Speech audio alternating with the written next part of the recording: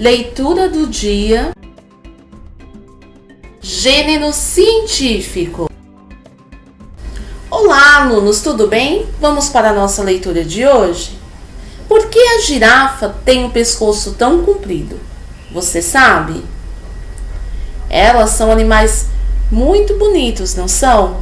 Observe a foto ao lado. Vamos para a nossa leitura? Para começo de conversa, não é só o pescoço da girafa que é comprido. Ela é toda muito alta. Mas acredite, os antepassados das girafas não eram assim. Esse animal foi adquirindo essa característica ao longo de muitos milhares de anos, num processo de transformação que se dá de forma lenta e é chamada de evolução.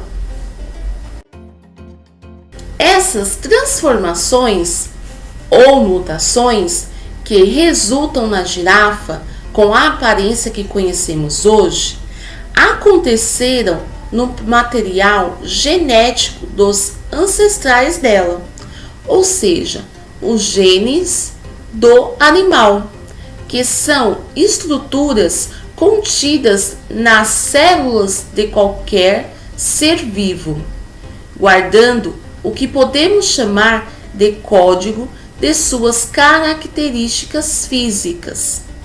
Começaram a sofrer mudanças com isso.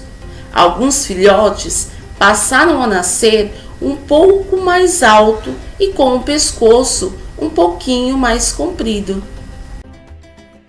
Provavelmente, o fato de serem mais esticados permitiu que esses animais tivessem acesso a novas fontes de alimento, ou que pudessem perceber a aproximação de predadores com uma antecedência maior.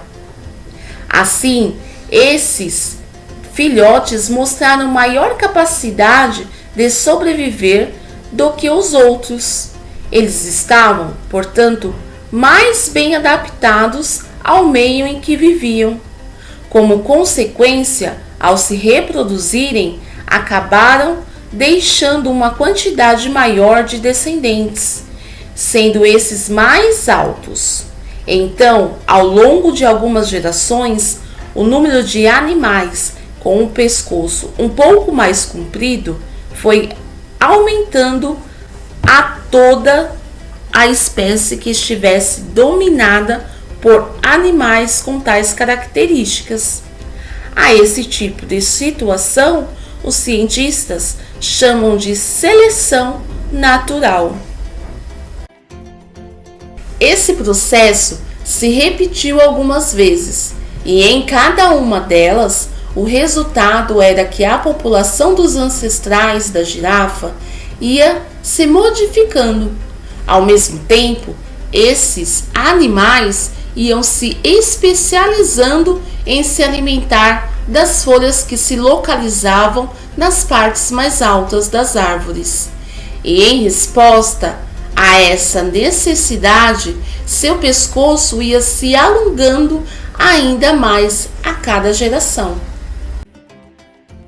Quando todas essas características se estabilizaram em uma população de animais que hoje conhecemos como girafas, a espécie estava definida assim como as girafas. Todos os seres vivos, inclusive nós, humanos, são resultados de um processo evolutivo. Cada vez que os indivíduos se reproduzem, pequenas alterações no material genético acontecem espontaneamente. Portanto, podemos dizer que estamos todos em constante evolução. O texto é de Helder Lima de Queiroz, do Instituto de Desenvolvimento Sustentável, e nós encontramos esse texto na revista Ciência Hoje para a Criança, de novembro de 2010. Gostaram da nossa leitura de hoje? Espero que sim.